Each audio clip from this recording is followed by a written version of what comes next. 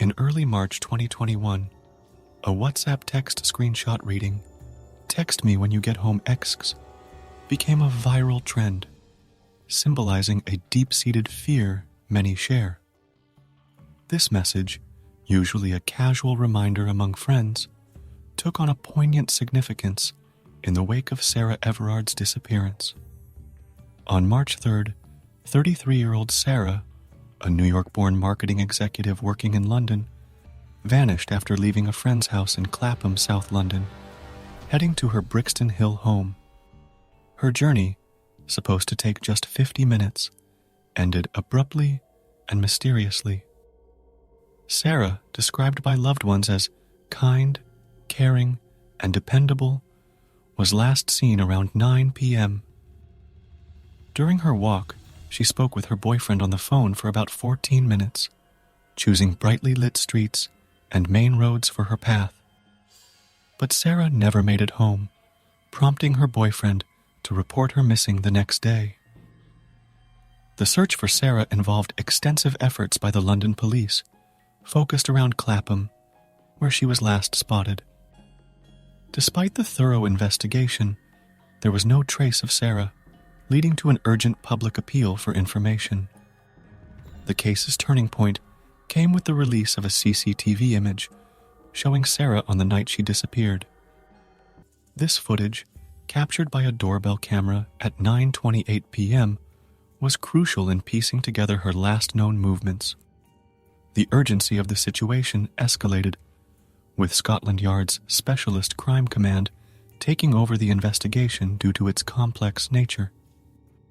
As part of the search, over 750 houses were examined, and local ponds and drains were checked, a grim reminder of the seriousness of the situation. Despite receiving over 120 public tips and deploying sniffer dogs, no significant leads were found. It wasn't until March 9th, 6 days after her disappearance, that a shocking development occurred. The police arrested 2 individuals, a 48-year-old police constable named Wayne Cousins and an unnamed woman in her 30s, suspected of assisting an offender. The involvement of a police officer in the case was both shocking and deeply disturbing, raising numerous questions about trust and safety. Tragically, on March 10th, Sarah's body was discovered in a wooded area in Ashford, Kent, far from where she was last seen. The confirmation of her identity through dental records on March 12th was a devastating blow to her family and the public. The same day, Cousins was charged with Sarah's kidnapping and murder, bringing a grim twist to the case. The revelation that Cousins was not on duty at the time of Sarah's disappearance, coupled with his alleged involvement in 2 separate incidents of indecent exposure, added layers of complexity and horror to the story. The national response to Sarah's tragic end was immediate and visceral.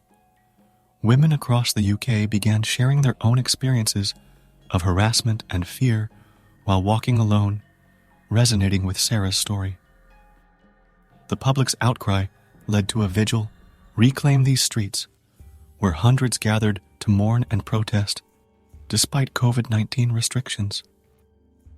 The vigil, meant to be peaceful, unfortunately, saw clashes with police, resulting in arrests and widespread criticism of the police's handling of the event. The incident prompted responses from high-level officials, including Prime Minister Boris Johnson, who vowed to enhance neighborhood safety measures and deploy plainclothes police officers around bars and nightclubs. These measures aimed to address the broader issue of women's safety in public spaces. The collective mourning and outrage transformed into a powerful movement, with women sharing precautions they take when walking home, reflecting a societal issue far beyond Sarah's individual story. The widespread sharing of the message, "Text me when you get home XX," became a symbol of the everyday fears and precautions women take, a poignant reminder of the lack of safety in public spaces. Sarah's case, while deeply personal and tragic, opened a wider conversation about women's safety and the trust in law enforcement. The involvement of a police officer in such a heinous crime raised alarming questions about those tasked with public protection.